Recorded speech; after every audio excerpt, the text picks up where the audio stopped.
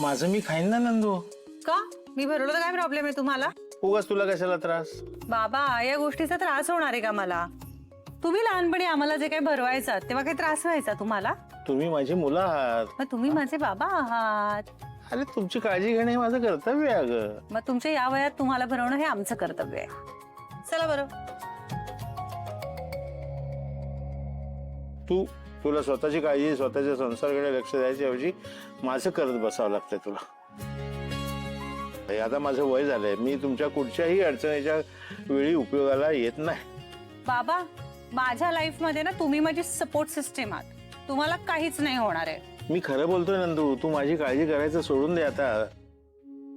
तू तुझ्या संसाराकडे लक्ष दे.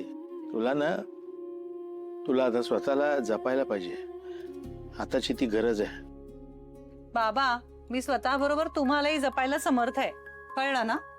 त्या बोलण्यामध्ये ना गोळ्या विसरून जायचं नाहीये. नंदू हा तुला कोणी काही बोललं का? कशाबद्दल? असंच म्हणजे तुला कोणी त्रास वगैरे नाही दिला ना? हे काय डोक्यात आलंय तुमच्या? तसं नाही, पण आपण आपलं सावध राहायला पाहिजे आता. बाबा काय झालंय? दादाच्या केबिन मध्ये त्या कॅशचं आणि चेनचं जे काही झालं ते विसरून जायचं. नाहीतर तुमची मुलगी आमच्या घरात राहते हे विसरू नका. आणि मी जर ठरवलं ना तिचं काय करायचं तर तुमचा बाप पण काय करू शकणार नाही. तुम्हाला काही बोलायचं आहे का? टेन्शन आहे का कसलं? नाही अगं मी असं जनरल बोलतोय. बाबा काय झालंय? तुम्ही ठीक आहात ना नक्की? हो ठीक आहे. बरं मला सांगा, आई मला म्हणाली तुम्ही तातडीने माझ्याकडे यायला निघाला होतात. कशासाठी येत होता? ते मी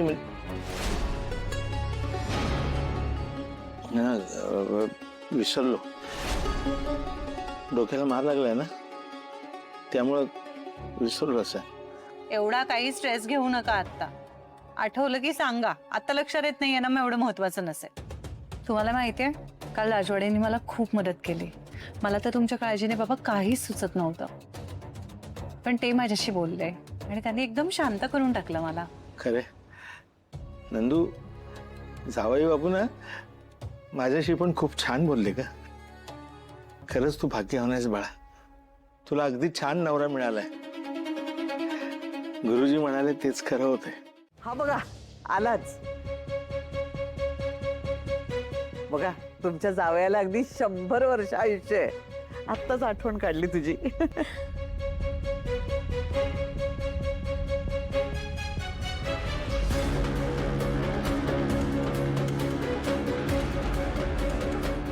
गुरुजी ते सुरू करूया ना विधी.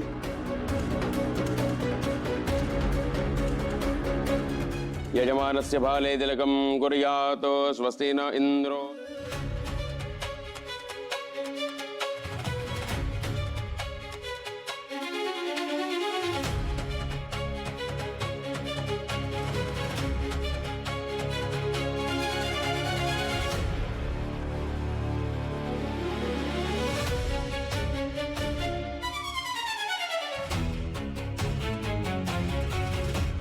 चला दोघांनी नमस्कार करायचा आहे.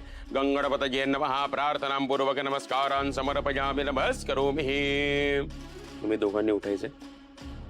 चला राजवाडे साहेब सुपारी फोडायला यायचे.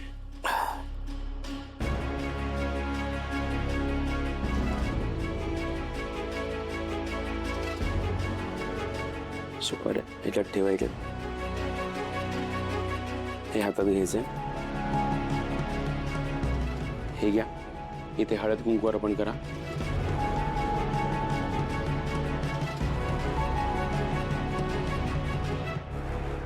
या सुपाऱ्या ठेवा.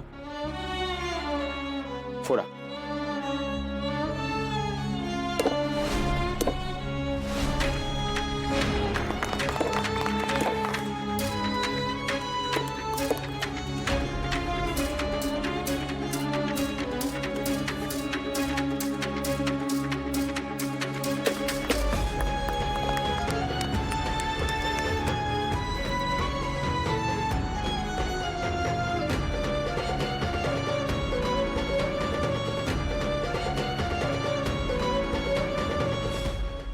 तुम्ही दोघांनी एकमेकांचं तोंड गोड करायचंय. ती मिठाई तिथे नाहीये का? आणून नाही ठेवली अजून? चिंगी, अगं मिठाई आणून ठेव. हा हो. अगं मूर्ख, मिठाई मागितली ना?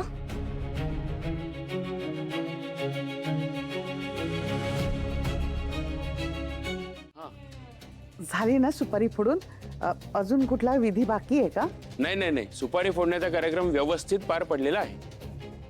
मी तर म्हणते आता वाटच नको बघायला. उद्याच मेहंदी आणि परवा लग्न करून टाकूया.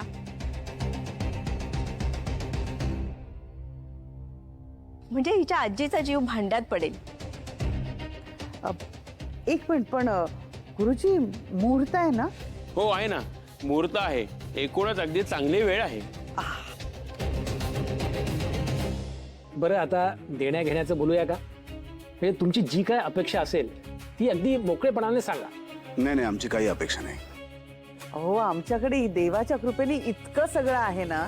तुम्ही फक्त मुलगी आणि नारळ बस तेवढंच द्या आम्हाला, बाकी काही नको.